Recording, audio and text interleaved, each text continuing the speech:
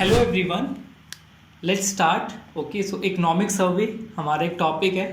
आज की जो वीडियो होगी इट्स जस्ट ब्रीफिंग। हम यहाँ पे बड़े शॉर्ट वे में and in a simplified way just समझने की कोशिश करेंगे कि इकोनॉमिक सर्वे की ग्रेविटी क्या है, इम्पॉर्टेंस क्या है और हम इसको कैसे यूज़ कर सकते हैं अपने प्रिपरेशन में, और ओबियसली कैसे यूज़ करते हैं।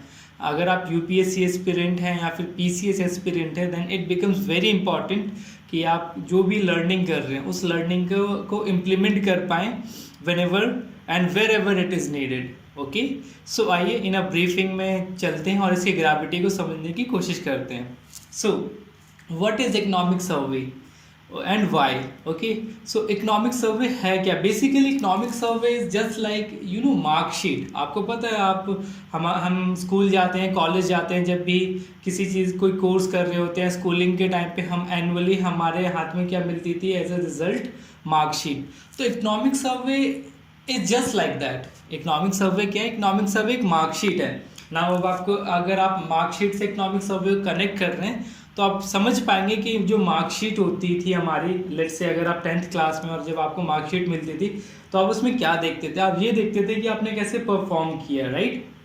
तो ओवरऑल उसमें आपकी परफॉर्मेंस मेंशन्ड होती थी उस मार्कशीट में, उसको आप रिजल्ट भी कह सकते हैं, right? So economic survey is marksheet of what? हमारी जो देश की जो इकॉनमी है, हमारी इकॉनमी की मार्कशीट को ही हम इकोनॉमिक सर्वे कहते हैं। ओके, एंड बेसिकली जो इकोनॉमिक सर्वे है, जो इकोनॉमिक सर्वे है हमें ये भी बताती है कि हमारे आगे डेवलपमेंट के लिए कौन कौन से की चैलेंजेस हैं।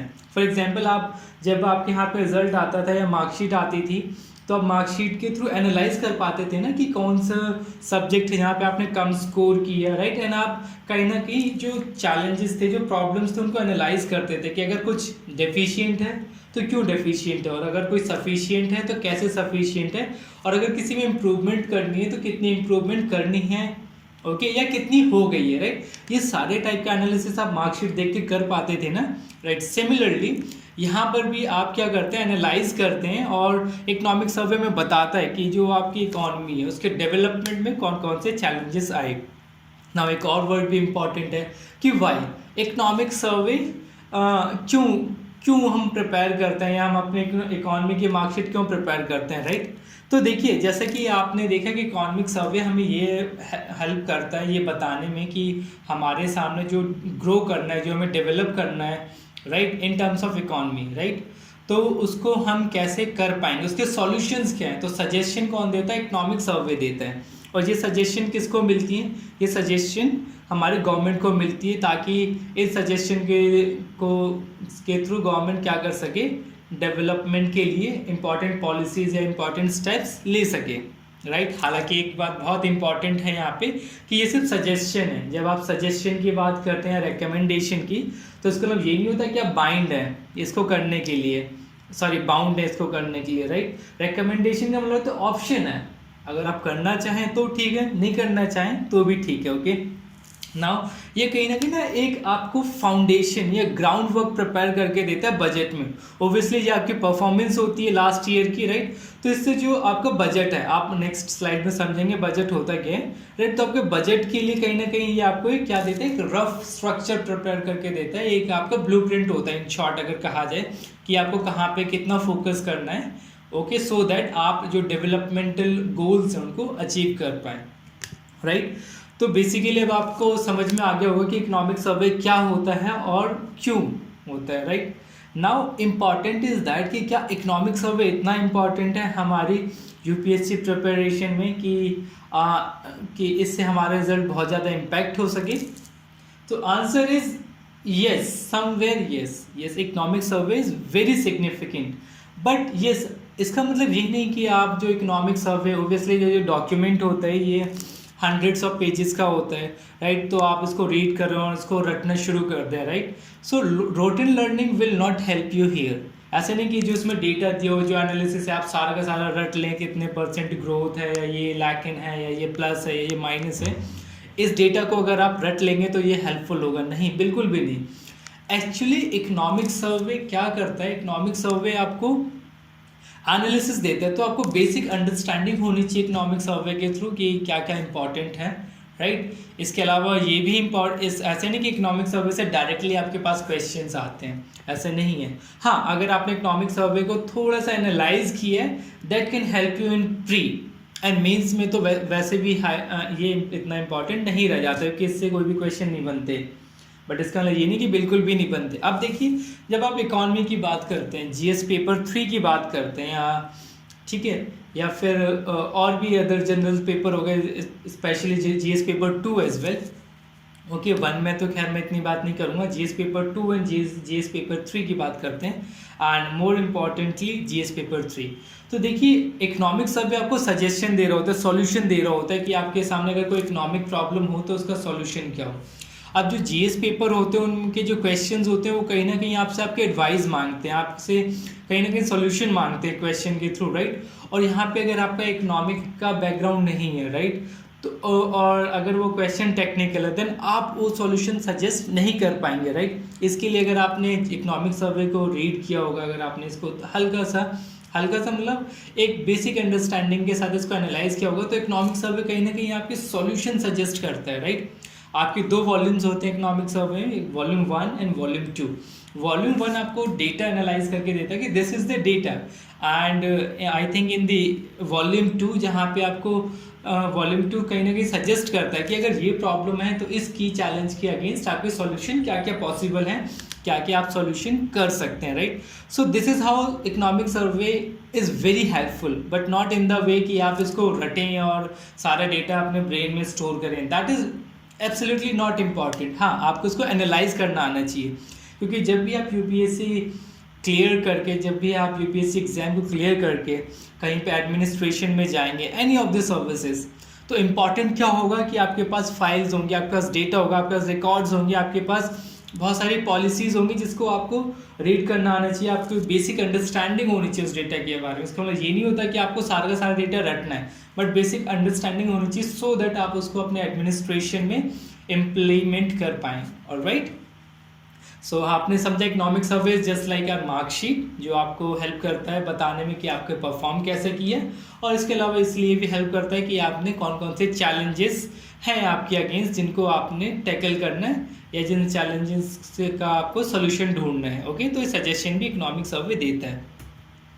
नाउ, जैसे कि हमने बात की थी कि इकोनॉमिक सर्वे के साथ यूनियन बजट, इन दोनों में डिफरेंस क्या होता है, तो गाइज आप पिक्चर भी देख पा रहे हैं, one side is past, one side is future. तो economic survey is basically the past, your performance of the last year, कि आपने लास्ट ईयर में कैसे परफॉर्म किया, that is your economic survey. And budget is your planning, कि आपने इस साल कैसे प्लान किया, इस साल आपकी इकोनॉमी कैसे परफॉर्म करेगी, उसके प्लानिंग इज बजट। ओके, और कहीं ना कहीं मैंने लास्ट स्लाइड में बताया भी था कि जो बजट होता है इसका ब्लूप्रिंट कहीं ना कहीं इकोनॉमिक सर्वे होता है, या जो इकोनॉमिक सर्वे होता है वो बेसिक आइडिया देता है कि आपका बजट किस वे में यूज़ होगा। हालांकि जो बजट होता है उसमें अलग अलग जो आपके इनकम एंड एक्सपेंडिचर्स की प्लानिंग दी होती है, वो कहीं ना कहीं यही बता रहा होता है कि जो आपके इकोनॉमिक चैलेंजेस हैं उनको इस वे में एलोकेट करके फंड्स वगैरह, या इस पॉलिसी के थ्रू हम उन चैलेंजेस को क्या करेंगे, टैकल करेंगे, राइट। सो अगेन मैं आपको बताना चाहूँगा कि इकोनॉमिक सर्वे में जो सॉल्यूशंस होते हैं, जो रिकमेंडेशंस होते हैं कि आप इकोनॉमी को कैसे डेवलप कर पाएँ, इसके लिए गवर्नमेंट बाइंड नहीं होती है, राइट, सॉरी गवर्नमेंट बाउंड नहीं होती कि उसको ये फॉलो करने ही है, बट अगेन गवर्नमेंट के पास एक आइडिया आ जाता है कि ओके ये प्रॉब्लम है हमारे पास और इसके लिए ये सॉल्यूशंस है हमारे पास। Now what to opt and what not to opt, this is all up to the government, okay, our parliament basically. So आइए इस साल का जो इकोनॉमिक सर्वे था, दैट इज 2020 and 21, ये बेसिकली डेडिकेटेड था कोविड वॉरियर्स को, राइट, चाहे वो हमारे हेल्थ वर्कर्स हों या अदर फ्रंट लाइन वर्कर्स हुए हों, राइट, बट इनमें सबसे ज़्यादा सिग्निफिकेंस इसका रहा जो हेल्थ वर्कर्स थे, जिन्होंने क्या किया, जिन्होंने अपने डेडिकेशन से, जिन्होंने अपने हार्ड वर्क से हमारे देश को सस्टेन किया, संभाला। ओके, सो ये पूरा इकोनॉमिक सर्वे उसी के लिए डेडिकेटेड है, समर्पित है। कौन है वो लोग? Covid warriors. ओके, सो जो इकोनॉमिक सर्वे है ये बेसिकली जो थीम्स हैं ये यहाँ पे आप देख सकते हैं, 4 हैशटैग में मेंशन्ड है।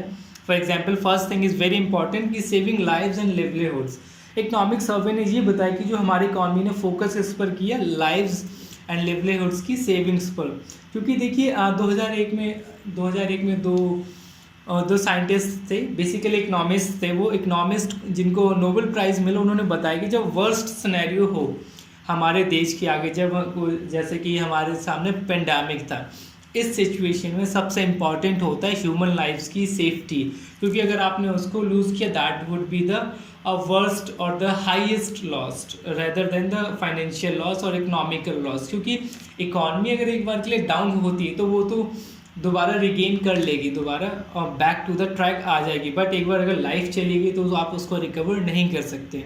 तो जो सबसे ज़्यादा प्रायोरिटी क्या होनी चाहिए, ह्यूमन लाइफ की सेफ्टी।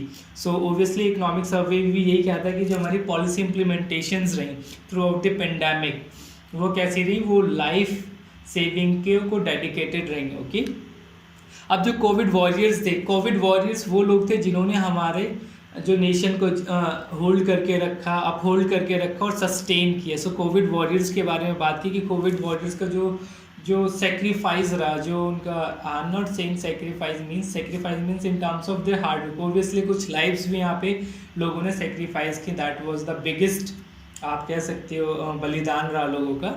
तो इन सब के थ्रू हमारा देश कहीं ना कहीं सस्टेन कर पाया और जो कोविड की प्रॉब्लम थी उसको टैकल कर पाया।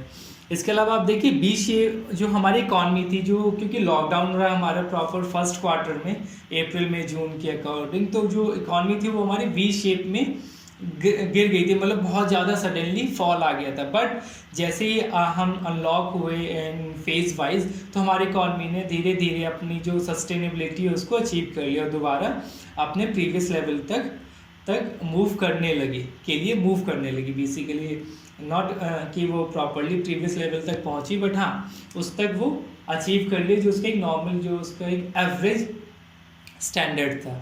इसके अलावा हमने एक बात की थी, आपको पता होगा, आत्मनिर्भर भारत और सेल्फ रिलायंट इंडिया, जहाँ पे हमने अपॉर्चुनिटीज़ देखी, ओवरवेट द रिस्क। हमारे पास रिस्क थे, प्रॉब्लम्स बहुत सारी थी, चैलेंजेस थे in form of pandemic, but हमारे आगे अपॉर्चुनिटीज़ थी, राइट। हमने उन अपॉर्चुनिटीज़ को यूज़ किया। आपने देखा होगा फार्मास्यूटिकल जो हमारी इंडस्ट्री थी, फार्मा इंडस्ट्रीज ने तो थ्रू आउट द वर्ल्ड अपना डंका बजाया है, राइट। चाहे वो हाइड्रोक्सीक्लोरोक्विन की बात हो या फिर आपके वैक्सीन्स हो या फिर इन अदर थिंग्स, हम लोगों ने through out the world supplies की, राइट।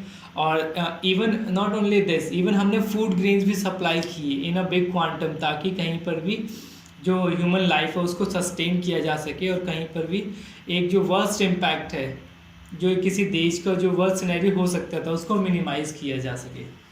ओके, तो ये अपॉर्चुनिटीज़ में हमने डेफिनेटली अपने आप को जस्टिफाई किया है, हालांकि रिस्क थे बट फिर भी हमने अपॉर्चुनिटीज़ को यूज़ किया है। नाउ आइए, एक स्लाइड है वी शेप रिकवरी, इसको समझते हैं। देखिए जो वी शेप रिकवरी का मतलब क्या होता है, आइए इसको ऐसे समझते हैं। फॉर एग्जांपल आप एक रास्ते पर नॉर्मली चल रहे हैं, राइट, स्टेप बाय स्टेप आप आगे मूव कर रहे हैं। सडनली सोचिए अगर कोई पेबल आता है, कोई पत्थर आ जाता है, तो आप अगर पत्थर से आपके पैर टकरा गए तो आप क्या होते हैं, हल्के से बैंड हो जाते हैं, हल्के से आप अनस्टेबल हो जाते हैं, राइट, थोड़े से बैंड हो जाते हैं। बट जैसे आप नेक्स्ट स्टेप लेते हैं, उस पेबल को क्रॉस करते हैं, आप नॉर्मली अपने जो नॉर्मल पेस था, जो आपकी नॉर्मल मोशन था, उसको रीगेन कर लेते हैं। तो सेम सिचुएशन थी हमारी इकॉनमी के साथ। जैसे ही हमारे यहाँ पे लॉकडाउन हुआ तो हमारी economy all of a sudden गिर गई, प्रोडक्शन खत्म हो गया, ऑलमोस्ट डिमांड खत्म हो गई थी, right, apart from basic and necessity essential goods. Okay, but जैसे ही हम अनलॉक हुए तो हमारी इकॉनमी ने सेम वही पेस, जो उसकी रफ्तार थी, उसको गेन कर लिया और वापस रिकवर्ड हो गई लाइक प्रीवियस लेवल। तो जो ये रिकवरी रही, इसको कहते हैं वी शेप रिकवरी। अब इसमें इम्पॉर्टेंट रोल किसका रहा, तो देखिए इसमें इम्पॉर्टेंट रोल रहा मेगा वैक्सीनेशन ड्राइव। चाहे वैक्सीनेशन ड्राइव होगी और जो कोविड की जो प्रॉब्लम थी उसको कहीं ना कहीं पे कंट्रोल करने के वजह से, ओके, जो हमने प्रिकॉशंस रखी। इसके अलावा जो रिकवरी हुई वो कैसे हुई, रिकवरी के जो हाई इंडिकेटर्स थे वो क्या थे, जैसे कि हमारी जो पावर डिमांड थी वो बढ़ी, राइट, रेल फ्रेट हुआ, उससे हमें काफ़ी गेन मिला, या फिर ई वे बिल्स हो गए, जीएसटी कलेक्शन हो गए, स्टील कंजम्पशन हो गई, ओवरऑल ये सारी चीज़ें उन्हें क्या किया, इन सारी चीज़ों ने क्या किया, हमारी इकोनॉमी को हेल्प किया कहीं ना कहीं वापस प्रीवियस लेवल को अचीव करने के लिए। ओके, तो देखिए ये जनरली अ स्नैपशॉट है, एक ब्रीफिंग है किसकी, हमारी जो इकोनॉमी का एनालिसिस हुआ। हालांकि इसको अपकमिंग स्लाइड्स में हम समझने वाले हैं, बट अगेन मैं कह रहा हूँ इकोनॉमिक सर्वे का मतलब ये नहीं होता कि आप डेटा को रट लें या प्रॉपरली ग्रास्प कर लें और दैट विल हेल्प यू। अगर वो ज़्यादा से ज़्यादा हेल्प करेगी तो शायद हार्डली 1 और 2 question directly pre, not even mains में तो नथिंग इवन। ओके, बट हाँ अगर आप इसको एनालाइज करते हैं, अंडरस्टैंड करते हैं तो वो करते हैं, तो इस वे में क्या होगा कि जो आपके इकोनॉमी का जो सिलेबस है कहीं ना कहीं आप उसको कवर कर रहे होंगे आने वाले सिचुएशन में आप देखेंगे। फॉर एग्जांपल देखिए इस स्लाइड में अगर आप फिस्कल डेफिसिट की बात करते हैं, राइट, फिस्कल डेफिसिट हो गया या फिर फिस्कल डेफिसिट हो गया या फिर इन्फ्लेशन की बात हो गई, तो आप इस डेटा को तब एनालाइज कर पाएंगे ना जब आपको पता होगा कि फिस्कल डेफिसिट क्या होता है, इन्फ्लेशन क्या होता है, करंट अकाउंट बैलेंस क्या होता है, या फिर फॉरेन एक्सचेंज रिजर्व क्या होता है, या जो आपकी अदर सेक्टर्स हैं, एग्रीकल्चरल सेक्टर है, इंडस्ट्रियल सेक्टर है, सर्विस सेक्टर है, इनके बारे में आपके पास बेसिक आइडिया होगा। कहीं ना कहीं यही तो हमारी इकोनॉमी का सिलेबस है, राइट। अगर आपको इस सिलेबस का आइडिया होगा तो कहीं ना कहीं इकोनॉमिक सर्वे ना आपको अंडरस्टैंडिंग देता है कि आपको अपने सिलेबस को स्टडी कैसे करना है, राइट। सो अगेन हम एक बेसिक ब्रीफिंग कर रहे हैं यहाँ पे कि इकोनॉमिक सर्वे के थ्रू हम अपने सिलेबस को भी गो थ्रू कर लेंगे कि अच्छा सिलेबस में हमें ये चीज़ें होती हैं जो हमें पढ़नी चाहिए। और law of connectivity is very important, आप इन चीज़ों को कनेक्ट कर पाएंगे फिर डेटा के साथ, and that will help you, क्योंकि ये डेटा डायरेक्टली हेल्प नहीं करेगा बट इनडायरेक्टली आप इसको कोड कर पाएंगे, या कहीं ना कहीं जो आपका प्री के जो क्वेश्चन आते हैं, जो ट्रिकी क्वेश्चन आते हैं, उनको कहीं ना कहीं आप सॉल्व करने में ये हेल्पफुल होगा, बट डायरेक्टली हेल्प नहीं करेगा अगर आपको इसका एप्लीकेशन नहीं आता होगा। सो रटना कहीं ना कहीं आपका जो लर्निंग का वे है वो नेगेटिव करता है, बहुत ज़्यादा ख़राब है, क्योंकि रट के आप डेफिनेटली क्वेश्चन सॉल्व नहीं करने वाले इन यूपीएससी, क्योंकि यूपीएससी डिमांड क्या करता है आपसे, एनालिसिस, राइट। सो आइए नेक्स्ट स्लाइड की तरफ मूव करते हैं। Okay, so the next slide is your GDP growth. Okay, so देखिए हम सबको ही पता है कि GDP हमारे कितनी कम हो गई थी, राइट। जब देखिए जब आप सभी लोग घर के अंदर पैक रहेंगे तो आपकी GDP ग्रो कैसे करेगी। ऑलमोस्ट हमारा, आप कई लोग कहते थे 23 से 24% जो थी हमारी ग्रोथ कम हुई थी, राइट। हम आने वाली स्लाइड में देखेंगे कि कितनी कम हुई थी, राइट। बट जो नेक्स्ट देखिए फर्स्ट जो 6 मंथ्स थे, जो आपका फर्स्ट हाफ ईयर था, ओबियसली वहाँ पे बहुत ज़्यादा क्या था, ग्रोथ कम हुई थी, समवेयर 15%। आप डेटा देखेंगे तो आपको पता चलेगा। एंड जो नेक्स्ट 6 मंथ्स थे जहाँ पे हमने क्या किया, लॉकडाउन को अनलॉक किया था, लॉकडाउन से हम फिर बाहर आए थे, तो वहाँ पे जो हमारी जो कॉन्ट्रैक्शन थी जो कम हुई वो शायद 0.1% ही थी उस 6 मंथ्स के जीडीपी का। तो ओवरऑल जो हमने देखा कि जो हमारी जीडीपी जो कम हुई है थ्रू आउट द ईयर की, जो हमारी जीडीपी कम कितनी हुई है, दैट इज़ 7.7%। तो हमारी जीडीपी 7.7% गिर गई है financial year 2020 and 2021, I mean जो लास्ट ईयर था हमारा 2020-21 का। ओके, बट हाँ हम अगले आने वाले सालों में, अगले 2 सालों में शायद नहीं, डेफिनेटली, क्योंकि ये किसने बोला, इंटरनेशनल मॉनेटरी फंड ने बोला कि हम सबसे ज़्यादा फास्टेस्ट वे में ग्रोइंग इकॉनमी होने वाले हैं, और जो ये ग्रोथ रेट होगी ये डबल डिजिट होगी, जो कि शायद एक रिकॉर्ड ब्रेकिंग ग्रोथ होने वाली है। तो हम इस चीज़ के लिए बहुत कॉन्फिडेंट भी हैं और हम डेफिनेटली ऐसा करके भी दिखाएंगे, ऐसा इकोनॉमिक सर्वे हमें सजेस्ट करता है, बताता है। ये देखिए आप एक जीडीपी ग्रोथ आप देख पाएंगे कि कैसी रही। देखिए जो आपकी 2020-21 की जो जीडीपी ग्रोथ थी वो कितनी थी, वो आपकी -7.7% थी, नेगेटिव थी। बस जो इस साल के प्रोजेक्ट की गई है वो कितनी है, 11% है, मतलब हम डबल डिजिट में ग्रो करेंगे इस साल। हाँ, हालांकि अभी क्योंकि मैं अभी मई एंड में वीडियो को रिकॉर्ड कर रहा हूँ, मई के सेकेंड हाफ में, इस टाइम हमारे देश में लॉकडाउन लगा है जो कि अनप्रेडिक्टेड था, शायद ये अनएंटिसिपेटेड सिचुएशन थी, तो शायद थोड़ा बहुत इम्पैक्ट आए, बट डेफिनेटली हम इस साल ग्रो करेंगे, ऐसा कॉन्फिडेंस हमें इकोनॉमिक सर्वे देता है। Okay, so next is fiscal deficit. देखिए यहाँ पे इकोनॉमिक सर्वे ने आपको ये बताया, बट इससे पहले आपका सिलेबस आपको ये बताता है कि आपको अपनी इकोनॉमी के बारे में पता होना चाहिए, जीडीपी क्या होती है, जीडीपी की ग्रोथ क्या होती है, और ये कैसे इम्पैक्ट करते हैं, किन चीज़ों पे इम्पैक्ट करती है, राइट। और जीडीपी ग्रोथ को हम कैसे एक्सीलरेट कर सकते हैं। ये सारी चीज़ों के लिए ओबियसली आपका बेसिक अंडरस्टैंडिंग होनी चाहिए। तो कहीं ना कहीं इकोनॉमिक सर्वे में ये टच है, तो ये टॉपिक आपका सिलेबस का भी है, तो आप वहाँ पे पढ़ के यहाँ से डेटा एनालाइज करेंगे और जब आप इन दोनों चीज़ों को कंपाइल करेंगे तो आप पाएंगे कि आप फुली प्रिपेयर्ड हैं इकोनॉमी के सेक्शन में। ओके, सिमिलरली देखिए फिजिकल डेफिसिट, यहाँ पे फिजिकल डेफिसिट के बारे में क्या है, इकोनॉमिक सर्वे ने कुछ हमें ब्रीफ अंडरस्टैंडिंग दी है, बट इस डेटा को एनालाइज करने से पहले आपको ये भी पता होना चाहिए कि फिजिकल डेफिसिट होता क्या है, राइट। सो फिजिकल डेफिसिट का मतलब क्या होता है, इसका मतलब ये होता है कि जो गवर्नमेंट के जो खर्चे हैं वो बहुत ज़्यादा हैं देन गवर्नमेंट के रेवेन्यू से, राइट। तो इस टाइम पे क्या करती है गवर्नमेंट, क्या करती है, फाइनेंस करवाती है अपने खर्चों को या फिर लोन लेती है मार्केट से, चाहे वो इंटरनेशनल अथॉरिटीज़ हो गई जैसे कि वर्ल्ड बैंक है या IMF, या फिर फॉरेन कंट्रीज़ हो गई, या फिर इंस्टीट्यूशंस हो गए, या फिर अपनी जो डोमेस्टिक मार्केट है वहाँ के इंस्टीट्यूशन से, या फिर ओपन मार्केट से, any of the way government क्या करती है, इन एक्सपेंडिचर को मीट करने के लिए करने के लिए लोन लेती है। और जो लोन वाला अमाउंट होता है, जो एक्स्ट्रा जो गवर्नमेंट को चाहिए होता है, क्योंकि इनकम तो उसकी है नहीं, उससे ज़्यादा उसको चाहिए खर्चे को मीट करने के लिए, तो इस के लिए क्या करना होता है, गवर्नमेंट लोन लेती है और यही आपका डेफिसिट होता है बेसिकली। इन शॉर्ट आपके एक्सपेंडिचर ज़्यादा हैं आपके इनकम से, तो जो एक्स्ट्रा एक्सपेंडिचर है जिसके लिए आप लोन लेंगे या फाइनेंस करवाएंगे, that is your physical deficit. और लास्ट ईयर जो आपका रहा 2020-21, इसमें आपके डेफिसिट जो था वो 9.5% ऑफ द GDP था।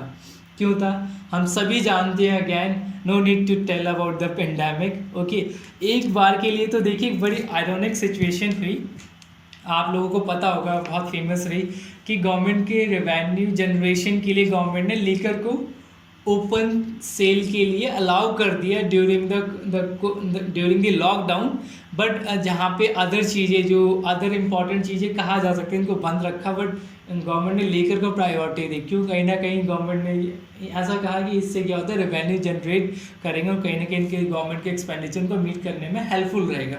तो ये काफ़ी फनी इंसिडेंट था हमारा लास्ट ईयर का, आई होप आपको पता होगा। बट ओवरऑल जो बात करें फिजिकल डेफिसिट, तो वो 9.5% था हमारा लास्ट ईयर में। आइए इकोनॉमिक सर्वे में भी देख लेते हैं वही चीज़, आपने बेसिक आइडिया लग गया। Physical deficit means extra expenditure above the income level, okay, of the government. तो जिसके लिए गवर्नमेंट को क्या करना पड़ता है, लोन लेना पड़ता है उन एक्सपेंडिचर को मीट करने के लिए। तो देखिए गवर्नमेंट बताती है कि जो ऑलमोस्ट जो हमारा जो लास्ट ईयर जो गवर्नमेंट ने प्लान किया था, जब हम लास्ट ईयर में थे ना 2020 की शुरुआत में, तो गवर्नमेंट ने बजट के थ्रू प्लान किया था जो फिजिकल डेफिसिट होगा वो कितना करेंगे, 3.5% करेंगे। बट जब प्लानिंग की तो उस टाइम पे शायद गवर्नमेंट को नहीं पता था कि आगे आने वाला टाइम कितना टफ होने वाला है, और हुआ भी।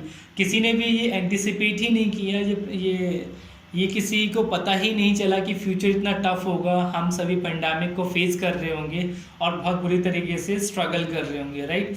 तो जो बजट ने प्लान किया पिछले साल 2020 की शुरुआत में कि 2020 और 21 में क्या होगा, वो 3.5% था। बट एक्चुअली इकोनॉमिक सर्वे ने हमें बताया कि एक्चुअल कितना डेफिसिट था हमारा, तो एक्चुअल डेफिसिट हमारा था 9.5%, जो हमें इकोनॉमिक सर्वे ने बताया। अब इन चीज़ों को आप एनालाइज कैसे कर पा रहे हैं, क्योंकि आपको बेसिक आइडिया कि फिजिकल डेफिसिट होता क्या है, राइट।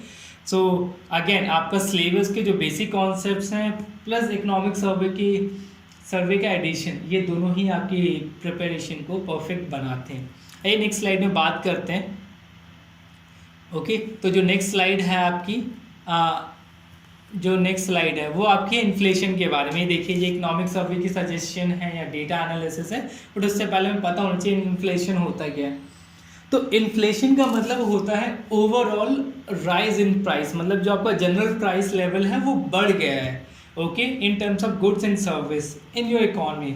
अब देखिए इसको मैं बड़े सिंपल से वे में समझाता हूँ। देखिए मान लेते कि आपके घर में एक महीने में जो खर्चा होता है वो 10,000 रुपये का होता है। ऑब्वियसली जो खर्चा होता है किसी एक चीज़ पर नहीं कर रहे होते, आपके पास सामने इलेक्ट्रिसिटी बिल होते हैं, गैस बिल्स होते हैं, इसके अलावा आपके पास व्हीकल्स हैं तो फ्यूल्स वगैरह हो गए, इंटरनेट हो गया, इसके अलावा आपकी ग्रॉसरी हो गई, देन आपकी क्लोथिंग होगी एंड बेसिक अदर कंजम्पशंस जो आपकी होती हैं, जो आप 10,000 रुपये में मार्केट से परचेज करके कंज्यूम कर रहे थे, राइट। बट क्या होता है कि जनरल प्राइस इंक्रीज हो, जनरल प्राइस लेवल इंक्रीज हो, इसका मतलब ये हुआ कि हो सकता है आपके गैस के जो जो बिल्स हैं, जो एक प्राइस है वो 2% बढ़ा हो, आपके वाटर बिल्स 10% बढ़े, आपका मोबाइल बिल हो सकता है 5% कम हो गया, बट ओवरऑल जो आपकी जो कंजम्पशन थी अब जब नेक्स्ट महीने में आप 10,000 रुपये से वो कंज्यूम करना चाहते हैं, वो सारी चीज़ें जो आपने पिछले महीने में कंज्यूम की थी, तो आप कंज्यूम नहीं कर पाएंगे। क्यों? क्योंकि जनरल प्राइस लेवल बढ़ गया। अब आपको कितने रुपए चाहिए? अब आपको 10,000 से ज़्यादा चाहिए। हो सकता है आप 11,000 रुपये खर्च कर रहे हो सेम लेवल की कंजम्पशन करने के लिए जो आपने लास्ट मंथ में की थी सिर्फ 10,000 रुपये में।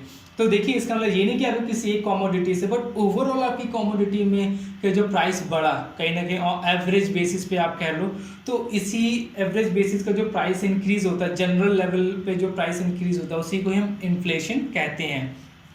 लास्ट मंथ 10,000 रुपये में आप इजीली अपनी सारी जो कंजम्पशन थी उनको अटेन कर पा रहे थे, बट इस महीने में जो सारी कंजम्पशन है आपके घर की, उनको आप 10,000 रुपये की जगह 11,000 रुपये में अटेन कर पा रहे हैं। इट मीन्स कहीं ना कहीं आपका जनरल प्राइस लेवल बढ़ा है। अब देखिए, जो जनरल प्राइस लेवल है उसको दो वे में मेजर किया जाता है। एक तो होलसेल प्राइस इंडेक्स है, जहाँ पे आप देखते हैं कि बेस ईयर में क्या था और इस ईयर में कितना प्राइस बढ़ गया, और दूसरा हो गया आपका कंज्यूमर प्राइस इंडेक्स, मतलब ये क्या हो गया आपका रिटेल प्राइस इंडेक्स। तो आपकी जो अगली स्लाइड है वो देखोगे और आप एनालाइज भी कर पाओगे कि देखिए कैसे बढ़ता है। अब देखिए, जब आप इन्फ्लेशन की स्टडी कर रहे होंगे एज पर सिलेबस, तो आप समझेंगे कि जो इन्फ्लेशन है, इन्फ्लेशन क्या होता है आपको मैंने ही बता दिया। इन्फ्लेशन के मेजरमेंट इनके आप डिटेल एनालिसिस करेंगे, इन्फ्लेशन होता क्यों है, राइट, और इन्फ्लेशन क्या अच्छा है इकॉनमी के लिए, क्या बुरा है, और अगर अच्छा है तो कितने एक्सटेंट तक अच्छा, और बुरा है तो कितने एक्सटेंट तक बुरा है, और हम इकॉनमी में इसको कैसे मिनिमाइज करें अगर ये बुरा है, और कैसे मैक्सिमाइज करें अगर ये अच्छा है, तो राइट। तो जो ये सारी अंडरस्टैंडिंग है, इसके लिए ओबियसली आपको जो आपका सिलेबस होगा उसके आगे के थ्रू इसके बेसिक अंडरस्टैंडिंग को स्टडी करना होगा। अब एज पर इकोनॉमिक सर्वे हमारी जो अंडरस्टैंडिंग है, क्योंकि हम इकॉनमी के जो सिलेबस है उसको गो थ्रू किया, राइट, तो अब हम इकोनॉमिक सर्वे को इजीली समझ पाएंगे और एनालाइज कर पाएंगे, और इस इंफॉर्मेशन को हम अपनी नॉलेज में ऐड ऑन भी कर पाएंगे। देखिए कैसे, देखिए इकोनॉमिक सर्वे क्या बताता है। इकोनॉमिक सर्वे बताता है, देखिए यहाँ पे भी दो प्राइस इंडेक्स की बात की गई है, कंज्यूमर प्राइस इंडेक्स जो कि आपका ब्राउन कलर में है, एंड ऑरेंज कलर में आपका है होलसेल प्राइस इंडेक्स। तो आप देख पा रहे हैं कि आप देखिए जो आपकी इन्फ्लेशन हुई है, होलसेल प्राइस इंडेक्स जो कहता है कि जो आपका होलसेल रेट पे जो इन्फ्लेशन आई है वो नेगेटिव रही है, मतलब इन्फ्लेशन हुई नहीं, उल्टा डिफ्लेशन हुई है। ये इन्वर्स वर्ड है इन्फ्लेशन का, डिफ्लेशन इन्वर्स हुई है 0.1%, ओके, माइनस में रही है। इट मीन्स कि जो होलसेल रेट पे, जहाँ प्रोडक्शन लेवल पे कहीं कभी प्रोडक्शन लेवल पे प्राइस बढ़े ही नहीं, उल्टा 0.1% कम हुए। बट जब हम बात करते हैं रिटेल प्राइसिंग के, जहाँ पे कंज्यूमर चीज़ों को कंज्यूम करने के लिए परचेज करता है, वहाँ पर देखिए जो इन्फ्लेशन रेट था वो 6.6% था। तो दिस इज हाउ आप समझ सकते हैं कि जो इम्पैक्ट था। अब यहाँ पे इम्पॉर्टेंट क्या है, डेटा नहीं, डेटा है ओबियसली, वो डेटा का माइनर रोल है। इससे ज़्यादा इंपॉर्टेंट ये कि आप इसको एनालाइज कीजिए और आप समझिए कि इसके पीछे क्या इम्पैक्ट रहेंगे। इकोनॉमिक सर्वे ने ओबियसली बताया होगा अपनी डिटेलिंग में, जो हम आगे कमिंग अप जो क्लासेस हैं, अगली 2 क्लासेस इकोनॉमिक सर्वे डेडिकेटेड होंगी प्लस बजट, तो उसमें हम समझेंगे और ज़रूरत पड़े तो तीसरी क्लास भी लेंगे। ओके, तो जो कंज्यूमर प्राइस इंडेक्स है ये इतना हाई क्यों रहा, और जो होलसेल प्राइस इंडेक्स है ये इतना लो क्यों रहा, और इससे जो जनरल पर्सन है, एक जो लेमैन है, उसकी लाइफ पे क्या इम्पैक्ट पड़ा जनरली, ये सारी बातें इन्फ्लेशन के थ्रू हमें समझनी है, और जो हमें इकोनॉमिक सर्वे ने जनरली समझाया भी है कि ये इतना हाई रहा, CPI और WPI इतना लो रहा, राइट। तो ये तो डेटा मिल गया, बट इसका एनालिसिस हमें हमारी जो बेसिक अंडरस्टैंडिंग थी इन्फ्लेशन के साथ वही बता पाएगी। तो कहीं ना कहीं ये कॉम्प्लीमेंट्री है, इकोनॉमिक सर्वे जो आपका सिलेबस है उसका कॉम्प्लीमेंट्री है। आपको इकोनॉमिक सर्वे ये भी बताता है कि सिलेबस के कौन कौन से पॉइंट्स है, देखो कितने इंपॉर्टेंट है आपकी रियल लाइफ में, और इकोनॉमिक सर्वे ये भी सजेस्ट करता है कि आपको इसको स्टडी कैसे करना है, गवर्नमेंट ने कैसे इसको स्टडी किया है। ओके, नाउ करंट अकाउंट, देखिए इकोनॉमिक सर्वे ने करंट अकाउंट बैलेंस के बारे में एक अचीवमेंट बोली, ये अचीवमेंट थी हमारी, बट उससे पहले आपको पता तो हो भैया कि करंट अकाउंट होता क्या है, राइट। तो देखिए जो करंट अकाउंट होता है करंट अकाउंट में वो बात नहीं कि जो बैंक में एक बिजनेसमैन खुलवाता है, ये करंट अकाउंट में बैलेंस ऑफ पेमेंट के कॉन्टेक्स्ट में बात करूँ तो करंट अकाउंट वो अकाउंट होता है जहाँ पे गवर्नमेंट क्या करती है, रिकॉर्ड रखती है कि एक साल में हमने कितनी रिसीट ली फॉरेन से और कितनी हमने पेमेंट की फॉरेन को। अगर हमने रिसीट ज़्यादा ली, ओबियसली अगर हमारे पास अगर फॉरेन से आ रहा होगा तो फॉरेन करेंसी की टर्म में होगा, और अगर हम फॉरेन को पे कर रहे होंगे तो रुपया में नहीं पे कर रहे होंगे, हम फॉरेन करेंसी की टर्म में पे कर रहे होंगे। तो जो करंट अकाउंट है ये बताता है कि आपको फॉरेन से जो फॉरेन करेंसी की रिसीविंग कितनी हुई है और आपने पेमेंट कितनी की है इन लास्ट 1 ईयर में। ओके, अगर आपने रिसीविंग ज़्यादा की है इट मीन्स आपके पास प्रॉफिट हुआ है, आई मीन सरप्लस है, राइट। और अगर आपने पेमेंट ज़्यादा की है तो ये क्या है, आपका डेफिसिट है, मतलब आपकी रिसीविंग तो कम हुई है बट पेमेंट कितनी कर दी, उससे ज़्यादा कर दी कंपैरेटिवली। अब बात करते हैं कि रिसीविंग और पेमेंट किस किस कॉन्टेक्स्ट में होती है। देखिए, जब हम गुड्स का ट्रेड करते हैं, अगर देखिए वो ही ट्रेड अगर हम एक्सपोर्ट कर रहे होंगे गुड्स को, तो ओबियसली हमारे पास क्या होगा, पैसा आएगा, फॉरेन करेंसी आएगी, तो ये तो रिसीविंग होगी। बट वाइस वर्सा हम इंपोर्ट भी तो करते हैं, तो इंपोर्ट अगर हमने की होगी फॉरेन से चीज़ों का, तो उसके लिए हमने पेमेंट भी की होगी, राइट, तो पेमेंट भी गई होगी। इसके अलावा देखिए जो सर्विस का भी हम इंपोर्ट एक्सपोर्ट करते हैं, जैसे इंश्योरेंस हो गई या आपकी बैंकिंग हो गई, शिपिंग हो गई, ये सारे सर्विसेज, अगर हमने इन सर्विसेज को लिया होगा बाहर की कंपनीज से, राइट, आई मीन बाहर की कंट्रीज से, दूसरी इकॉनमी से, तो उसके लिए पे किया होगा। और अगर हमने पे किया होगा मतलब हमने क्या किया होगा, इंपोर्ट किया होगा, और अगर एक्सपोर्ट किया होगा तो हमारे पास रिसीविंग आई होगी करंट अकाउंट में। ओके, सिमिलरली इन्वेस्टमेंट अकाउंट हो सकता है कि हो सकता है नहीं, होता ही है जनरली, हो सकता है हमारे देश के लोगों ने या जो हमारे देश की इकॉनमी है इसने बाहर देशों की इकॉनमी में इन्वेस्ट किया हो। फॉर एग्जांपल आप देखिए साउथ अफ्रीका में एयरटेल बहुत अच्छा वर्क करता है, हमारी टाटा की जो ऑटोमोबाइल्स हैं, जो कार्स वगैरह हैं, जो टाटा मोबाइल्स है जो बाहर भी परफॉर्म करते हैं, इनकी जो सब्सिडरीज एग्जिस्ट करती हैं, राइट। इसके अलावा और भी मिडिल ईस्ट की कंट्रीज़ हैं जहाँ पे हमारी कंपनीज जो हैं वर्क करती हैं, या हमारी गवर्नमेंट ने भी इन्वेस्ट किया होगा, जैसे कि चाबार पोर्ट वगैरह हो सकते हैं इन्वेस्टमेंट है हमारी। तो ये सारे की सारी इन्वेस्टमेंट क्या होती हैं, इनके इन्वेस्ट क्यों करते हैं हम जनरली, इन्वेस्टमेंट करते हैं रिटर्न के लिए। तो डिविडेंड की फॉर्म में, इंटरेस्ट की फॉर्म में आपको क्या होगा, इन्वेस्टमेंट का रिटर्न आ रहा होगा, राइट। इसके अलावा क्या होता है, कई बार हमारे जो लोग हैं वो बाहर जाके काम कर रहे होते हैं, तो वहाँ से रेमिटेंस भेजते हैं, मतलब जो पैसा है वो ट्रांसफ़र करते हैं अपनी फैमिलीज़ को, तो वो पैसा भी हमारे पास आता है, राइट। और the last thing is net transfers. ये ट्रांसफ़र्स क्या होते हैं, कई बार गवर्नमेंट जो दूसरे देश की गवर्नमेंट है, जो इंटरनेशनल एजेंसीज हैं, वो क्या करती हैं, हमारे इकॉनमी के लिए हेल्प देती हैं, एड प्रोवाइड करवाती हैं, सपोर्ट में कुछ अमाउंट डोनेट करती हैं, तो वो हेल्प अगेन हमारे पास मनी तो आई ना, या कई बार हम लोग भी डोनेट करते हैं, राइट, इंटरनेशनल लेवल पे हम भी एड देते हैं। फॉर एग्जांपल भूटान हो गया, नेपाल हो गया, इनको हम मिलियंस ऑफ डॉलर्स की एड देते हैं। आपको ये बात जान के हैरानी होगी कि पता है हमारे जो टोटल जो हम एड देते हैं, जो टोटल हम डोनेशन देते हैं फॉरेन इकॉनमी को, more than 50% is somewhere 50% is only for Nepal and Bhutan. देखिए हम कितनी डोनेशन भी करते हैं इन बिग मिलियंस। तो ओवरऑल करंट अकाउंट क्या कहता है, करंट अकाउंट कहता है कि फॉरेन से आपकी कितनी रिसीव हुई और आपने कितनी पेमेंट की, इसका जो नेट बैलेंस शो करता है ये करंट अकाउंट शो करता है। ओके, तो करंट अकाउंट में सरप्लस था, ये हमारी अचीवमेंट है। इकोनॉमिक सर्वे ने इसी चीज़ को हाईलाइट किया है। देखिए इकोनॉमिक सर्वे ने कहा है कि जो हमारा करंट अकाउंट का सरप्लस था वो 2% रहा जीडीपी का थ्रू आउट द ईयर 2021 में, और ये पिछले 17 सालों में सबसे ज़्यादा रहा। 17 सालों में सबसे ज़्यादा रहा। नेक्स्ट स्लाइड में आप देख सकते हैं, नेक्स्ट स्लाइड में बताया भी हुआ है यही बात कि जो करंट अकाउंट बैलेंस था, देखिए अब 3.1% है ओवरऑल जो पॉजिटिव रहा। ये डेटा आपका अप्रैल से सितंबर 2020 मतलब जो पहले 6 महीने थे उस टाइम था कि आपका जो करंट अकाउंट बैलेंस था वो कितना सरप्लस में 3.1% ऑफ जीडीपी था। अब आपने ये तो देखा कि ये प्लस था, बट आप ये भी तो सोच सकते हैं कि ऐसा क्यों था। देखिए ऐसा इसलिए था क्योंकि हमने इंपोर्ट कुछ खास किया नहीं था, राइट, कुछ सिग्निफिकेंट इंपोर्ट हो नहीं रहा था। ऑन दी अदर साइड हम एक्सपोर्ट कर रहे थे बहुत सारी चीज़ें, राइट, तो कहीं ना कहीं इस वे में एक्सपोर्ट कर रहे थे। इसके अलावा जो हमें डोनेशन मिली है, जो रेमिटेंस आई बाहर से, राइट, इन सब ने ओवरऑल क्या किया, क्योंकि हमारे जो चीज़ें थी जहाँ हमने बाहर की दूसरी इकॉनमी की चीज़ों कंज्यूम करने में पैसा खर्च नहीं किया, सेविंग बढ़ाई, इस वे में हमारा जो करंट अकाउंट बैलेंस है वो काफ़ी बढ़ गया। आई होप आप समझ पा रहे होंगे। हाँ, मेरा पेस थोड़ा सा फास्ट है, बट अगर आप मुझे एक दो बार सुनेंगे तो इट्स वेरी इजी। कहीं ना कहीं मैं आपको ये बता रहा हूँ कि आपके पास जो इकोनॉमिक सर्वे का डेटा है इसको एनालाइज कैसे करना है।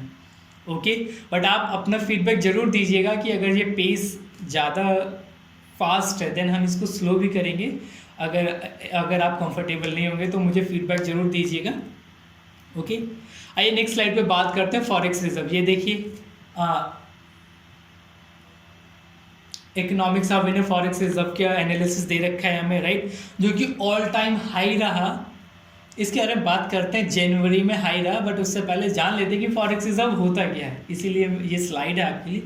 देखिए, फॉरेक्स रिजर्व को मतलब होता है कि जो फॉरेन करेंसी जो है, मतलब आपकी जो, अगर आप फॉरेन में कुछ चीज़ परचेज़ करना चाहें तो ऑब्वियसली फॉरेन करेंसी में परचेज़ करना चाहेंगे, या फिर जो सबसे ज़्यादा लिक्विड चीज़ होगी जो फॉरेन, जो पूरे वर्ल्ड वाइड सबसे ज़्यादा लिक्विड है, ऑब्वियसली वो है फॉरेन करेंसी, जैसे कि डॉलर सबसे ज़्यादा लिक्विड है। उसके बाद आपकी बात आती है कुछ और करेंसीज भी हैं, जैसे कि पाउंड या फिर आपका जापानीज येन हो गया, बट इस डॉलर सबसे ज़्यादा डोमिनेंट है। और कौन सा dollar? US dollar and gold, ये दोनों चीज़ें हैं जो सबसे ज़्यादा लिक्विड हैं।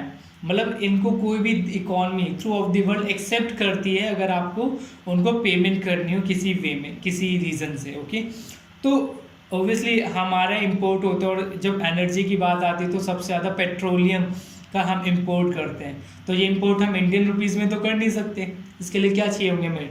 फॉरेन करेंसी चाहिए होगी, फॉरेन रिजर्व चाहिए होगा। वो किस वे में हो सकता है? वो आपका फॉरेन करेंसी और गोल्ड, क्योंकि ये दोनों चीज़ें बहुत ज़्यादा लिक्विड होती है। फॉरेन करेंसी का मतलब ये नहीं कोई भी करेंसी, जो वर्ल्ड वाइड कन्वर्टेबल करेंसी हो, जो वर्ल्ड वाइड एक्सेप्टेड करेंसी हो। और सबसे ज़्यादा एक्सेप्टेड करेंसी कौन सी है? US dollar. तो फॉरेक्स रिजर्व इन शॉर्ट कहें तो जो हमारी फॉरेन करेंसी प्लस गोल्ड, इसके जो टोटल रिजर्व है हमारे पास, उसको हम कहते हैं फॉरेक्स रिजर्व हमारे देश का। आपको एक चीज़ और भी इंटरेस्टिंग लगेगी, जो इकोनॉमिक सर्वे ने ही अगेन हाईलाइट की है, कि जो हमारे यहाँ पे ऑल टाइम मंथली हाई, मतलब आप समझ रहे हैं एक महीने में कभी एफडीआई इससे ज़्यादा कभी भी नहीं आई इन हिस्ट्री। तो दैट इज़ इन नवंबर 2020, नवंबर 2020 वो मंथ है जहाँ पे 9.8 बिलियन यूएस डॉलर की हमारे पास की आई एफडीआई आई in way of foreign portfolio investment, इतना हमारे पास इनफ्लो हुआ। तो ये कहीं ना कहीं एक और अचीवमेंट है हमारी। वैसे आपको एक इंटरेस्टिंग फैक्ट बताऊं, आपको इंडिया के बारे में तो नेक्स्ट स्लाइड में पता ही चलेगा। आपको पता है जितनी हमारी जीडीपी है ना, हमारी जीडीपी से भी कुछ परसेंट ज़्यादा जो चाइना है उसका सिर्फ फॉरेक्स रिजर्व है। आप समझ पा रहे हैं कि चाइना के पास जो फॉरेन करेंसी का जो रिजर्व है वो 3 ट्रिलियन डॉलर से भी ज़्यादा का है। Somewhere I think 3.25 trillion dollar के आसपास है जो उनका फॉरेक्स रिजर्व है। तो आप देखिए हमारी जहाँ जीडीपी एग्जिस्ट करती है ना, उससे आगे चाइना के फॉरेक्स रिजर्व एग्जिस्ट करते हैं। तो कहीं ना कहीं हमें इस बात से अपने अंदर कॉम्पिटिटिव फीलिंग लानी चाहिए और हमें अपने आप को बेटरमेंट की तरफ मूव भी करना चाहिए। तो आइए फॉरेक्स रिजर्व की एक स्लाइड देखते हैं जो इकोनॉमिक सर्वे ने एनालाइज करके बताया। इकोनॉमिक सर्वे कहते हैं कि देखिए हमारे पास all time high forex reserve रहा, कितना रहा? That is 586.1 billion dollar. ये कब का डेटा है? जनवरी 2021 का डेटा है, मतलब लास्ट ईयर जो डेटा आया उसके अकॉर्डिंग। और इतना हाईएस्ट फॉरेक्स रिजर्व है, इसका मतलब आप समझते हैं कितना रिजर्व है? इसका मतलब ये है कि हमारा देश जो इंपोर्ट करता है ऑन एन एवरेज बेसिस पे, ये इंपोर्ट अगले 18 महीने तक कर सकता है by using this forex reserve. तो देखिए ये एनालिसिस है। अब ये एनालिसिस कहाँ से आया, ये एनालिसिस कैसे हेल्प करेगा, ये all is up to you UPSC aspirants, ये सब आपके लिए हेल्पफुल है। ओके, तो इकोनॉमिक सर्वे ने हमें ये भी बताया कि जो जितना रिजर्व है ये सफिशिएंट है कि हम 18 महीने तक अपने इंपोर्ट बिल्स हैं उनको पे आउट कर पाएँ। आप देखिए कितना है। और अगर इसी को कंपेयर करें ना, हम अपने 1991-2 के टाइम पे जब हमारे यहाँ पे क्राइसिस आ गया था, राइट, फॉरेक्स रिजर्व हमारे पास सिर्फ 2 हफ्ते के इंपोर्ट बिल्स को मीट करने के लिए बचे थे। तो देखिए कहाँ 2 हफ्ते के लिए फॉरेक्स रिजर्व, जब हमने IMF से रिक्वेस्ट की थी फॉर हेल्प, टू नाउ जनवरी 2021, जहाँ पे हमारे पास 18 महीने ऑलमोस्ट 1.5 साल का फॉरेक्स रिजर्व है, जिससे हम अपने 1.5 साल का इम्पोर्ट बिल को पे कर सकते हैं। ओके, सो आइए सेक्टर वाइज ग्रोथ। गाइज अगर आपने मेरी लास्ट वीडियो देखी होगी तो आपको पता होगा इकॉनमी के वेरियस सेक्टर्स होते हैं। प्राइमरली इनको 3 सेक्टर्स में डिवाइड किया है। Primary sector, that is again the agriculture sector, then the industrial sector, again manufacturing sector, and the service sector, which is the tertiary sector. Okay, और आपको मैंने ये भी बताया था कि जो हमारी इकॉनमी है ये सर्विस इकॉनमी है, सर्विस सेक्टर यहाँ पे डोमिनेट करता है, कि मोर देन 50% जो हमारे GDP में कंट्रीब्यूशन है वो किसका है, सर्विस सेक्टर का है। बट इस पेंडेमिक में जो जितना हमारी इकॉनमी हर्ट हुई है, डैमेज हुई है, वो बताता है इकोनॉमिक सर्वे कि देखिए जो हमारे एग्रीकल्चर है, जो प्राइमरी सेक्टर है, उसमें 3.4% की ग्रोथ रही। तो आप कह सकते हो ऑन दी अदर साइड, अगर आप इसके कॉन्ट्रास्ट में बात करें तो इंडस्ट्री 9.6% से हमारा मैन्युफैक्चरिंग सेक्टर कम हुआ क्योंकि लॉकडाउन था और रिस्ट्रिक्शंस थी, एंड 8.8% से हमारा सर्विस सेक्टर भी कम हुआ क्योंकि हमारे पास क्या था, लॉकडाउन और पेंडेमिक वाली सिचुएशन, हम वर्क फ्रॉम होम कर रहे थे। बट आप देखिए इसको एनालाइज कीजिए, बेसिकली जनरली एनालाइज कीजिए, आप देखिए मैन्युफैक्चरिंग ज़्यादा हर्ट हुई देन आपकी सर्विस सेक्टर से। क्यों? ये बताता है कि जो सर्विस सेक्टर है, कहीं ना कहीं सर्विस सेक्टर में क्या होता है, आपको सर्विस देनी होती है, और सर्विस सेक्टर कई सर्विसेज थी जो लोग वर्क फ्रॉम होम करके कहीं ना कहीं सर्विसेज अपनी दे रहे थे वर्क फ्रॉम होम। तो इसीलिए कहीं ना कहीं वर्क फ्रॉम होम का बहुत इम्पॉर्टेंट इम्पैक्ट रहा। अगेन इसमें इंफॉर्मेशन IT टेक्नोलॉजी ने बहुत इंपॉर्टेंट रोल प्ले किया, that is again part of service sector, जिसकी वजह से ये मैन्युफैक्चरिंग सेक्टर से कम रहा, क्योंकि जहाँ मैन्युफैक्चरिंग इंडस्ट्री की बात है वहाँ पे लोगों का को जाकर मैनुअली प्रेजेंट होना पड़ता है, राइट, और जो पॉसिबल नहीं था थ्रू लॉकडाउन, राइट, इसीलिए हमारा मैन्युफैक्चरिंग सेक्टर काफ़ी हर्ट हुआ। अब देखिए हर्ट हुआ ठीक है, बट इसके लिए हमने क्या मेजर्स ली? हाँ, डेफिनेटली हमने आत्मनिर्भर भारत, सेल्फ रिलायंट इंडिया को बूस्ट दिया। हमने लगभग 20 लाख करोड़ का पैकेज था जो बूस्ट था इकॉनमी के लिए। कैसे था? अपकमिंग क्लासेस में डेफिनेटली मैं इसको डिटेल में आपको समझाऊंगा। इन शॉर्ट आप समझिए तो एग्रीकल्चर कहीं ना कहीं हमारे लिए एक बूंद थी, एक वरदान थी, कहीं ना कहीं ये कुशन थी जो हमें शॉक लगा था इकोनॉमिकल। उसके लिए एग्रीकल्चर सेक्टर ने ग्रो करके, ग्रोथ ने ये प्रेजेंट किया एज अ सपोर्ट, जहाँ पे इंडस्ट्री और सर्विस अदर 2 सेक्टर्स क्या थे, कॉन्ट्रैक्ट हुए, कम हुए। ये देखिए अगली स्लाइड में आपको दिखेगा भी। देखिए हालांकि जो ग्रोथ थी वो ऑलमोस्ट इतनी नहीं थी जितनी मतलब एक्सपेक्टेड थी, बट आप देखिए ना, आप पेंडेमिक फेस कर रहे हैं, आप कहीं ना कहीं हाइपर टेंशन में, इन शॉर्ट बोला जाए, इकोनॉमिकली टर्म में बोलूँ, जनरली नहीं, कि आप इतने हाई लेवल के डिप्रेशन में हैं, इकॉनमी आपकी डिप्रेशन में है because of pandemic, but still आपकी जो एग्रीकल्चर सेक्टर है, जो प्राइमरी सेक्टर, उसने 3.4% की ग्रोथ दिखाई। हाँ, ये एंटीसिपेटेड, जो आपने अज्यूम की होगी उतनी तो नहीं होगी, but you know something is better than nothing. ये बहुत मोर देन सफिशिएंट थी। ये कहीं ना कहीं एक सपोर्ट था, एक कुशन थी हमारी गिरती हुई इकॉनमी के लिए। आप देखिए फूड ग्रेन्स जो थी, हमारे जो प्रोडक्शन हुआ फूड ग्रेन्स का, वो 144.5 मिलियन टन्स का हुआ। आई थिंक मुझे लगता है कहीं ना कहीं, क्योंकि हमारा 3 क्वार्टर्स का होता है इकोनॉमिक सर्वे, आपको पता होगा, राइट, 3 क्वार्टर्स का होता है। इसके अलावा देखिए जो लास्ट क्वार्टर होता है, जो हमारा जनवरी, फेब एंड मार्च होता है, उसमें हमारी एक जो सर्दी विंटर वाली क्रॉप होती है वो आनी बाकी होती है। शायद उसका एस्टिमेशन इसमें ना लिया हो, इसके बारे में हम डिटेल में चर्चा करेंगे। उस एस्टिमेशन को ना लिया गया हो, इसीलिए ये शायद कम है, क्योंकि देखिए 2 ही क्रॉप होती हैं, एक हमारी रबी एंड एक खरीफ, राइट। तो एक क्रॉप जो आपकी जून जुलाई अगस्त सितंबर अक्टूबर वाली जो क्रॉप होती है उसको तो मेजर कर लिया, बट आपके जो लास्ट क्वार्टर की है वो तो मेजर नहीं हुई होगी, तो शायद इसलिए कम हुई होगी, क्योंकि फूड ग्रेन्स का प्रोडक्शन अगेन कम नहीं हुआ, बढ़ा ही है, राइट। तो आप इसको कम देखकर ऐसा मत समझिए कि देखिए जो अगली क्रॉप है जो बहुत इंपॉर्टेंट होती है विंटर वाली क्रॉप। ओके, आप ज़रूर बताइएगा विंटर क्रॉप कौन सी होती है जो जिसको आप रवि कहेंगे या खरीफ कहेंगे। ओके, ये क्वेश्चन है आपके लिए, एक्सरसाइज है बेसिक से।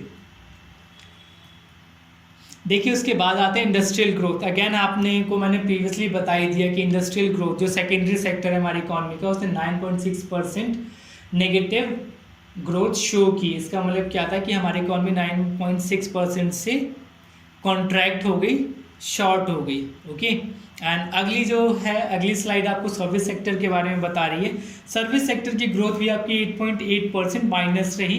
ये इकोनॉमिक सर्वे हमें सजेस्ट करता है, बताता है।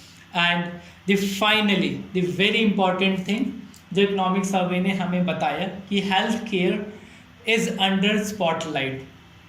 इट मीन्स क्या था कि जो पेंडेमिक था, इस पेंडेमिक के थ्रू हमको रियलाइज़ हुआ, हमारी इकॉनमी ने ये रियलाइज़ किया कि जो हेल्थ इंफ्रास्ट्रक्चर है ये बहुत स्ट्रांग होना चाहिए, राइट, बहुत एजाइल होना चाहिए ताकि हम ऐसे शॉक्स को फेस कर पाएँ, जिसके लिए गवर्नमेंट ने बहुत सारे स्टेप्स भी लिए हैं ना। इसके अलावा नेशनल हेल्थ मिशन जो था उसको कंटिन्यू रखना चाहिए, जैसे कि ये आपका जो इंश्योरेंस वाला था, राइट, आपका 5 लाख तक का इंश्योरेंस था, इसके बारे में बात की गई।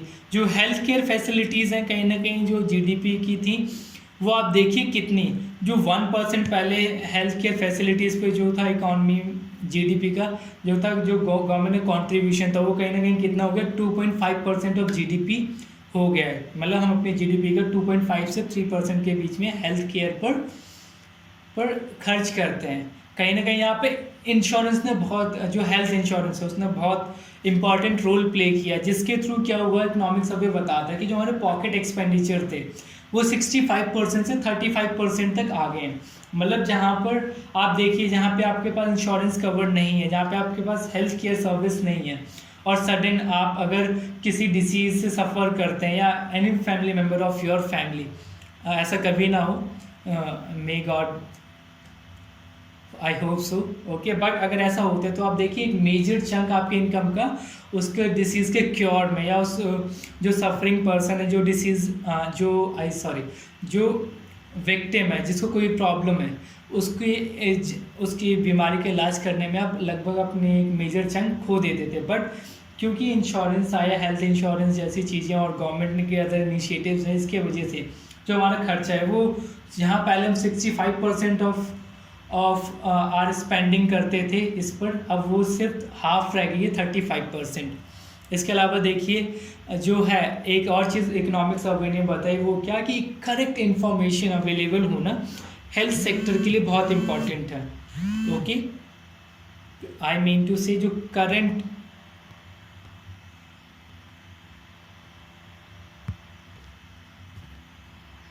मैं आपको बताना चाहूँगा फिर से कि देखिए जो हमारे बीच में जो प्रॉब्लम्स आई, कहीं ना कहीं इस प्रॉब्लम को जो बढ़ा या इस प्रॉब्लम में कहीं ना कहीं अगर हमारे आगे चैलेंजेस आए इस प्रॉब्लम की वजह से, तो चैलेंजेस का एक की रीज़न, जो मेन रीज़न था वो था एक राइट इन्फॉर्मेशन एक राइट जगह पर और एक राइट टाइम पर अवेलेबल ना होना।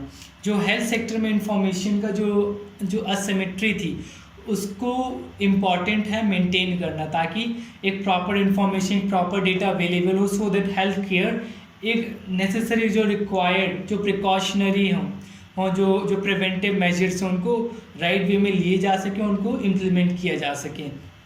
तो अगेन यहाँ पे बात करते हैं कि जो हमारे इंश्योरेंस है, हेल्थ इंश्योरेंस, इसने बहुत इम्पॉर्टेंट कंट्रीब्यूशन दिया है हमारे हेल्थ केयर सेक्टर को, और जो हमारा हेल्थ केयर सेक्टर है उसको बूस्ट करने के लिए, उसको बेटर करने के लिए। और अगेन टेलीमेडिसिन को हमें अगेन डेवलप करना है और ज़्यादा हार्नेस करना है। टेलीमेडिसिन क्या, टेलीमेडिसिन का मतलब होता है थ्रू टेक्नोलॉजी आप क्या कर सकते हैं, आप अपने आप को क्योर कर पाएँ थ्रू टेक्नोलॉजी।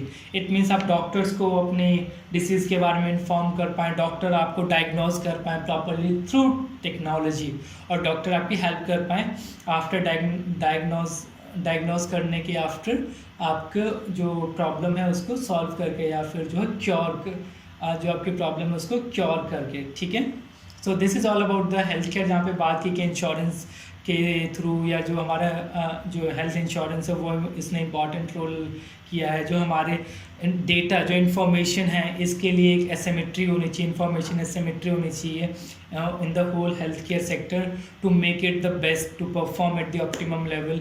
देन हाँ, टेलीमेडिसिन को हमें हार्नेस करना चाहिए, मतलब जो हमारा जो हेल्थ केयर सेक्टर यहाँ पे टेक्नोलॉजी को यूज़ करना चाहिए to prevent, to diagnose, to cure the patient.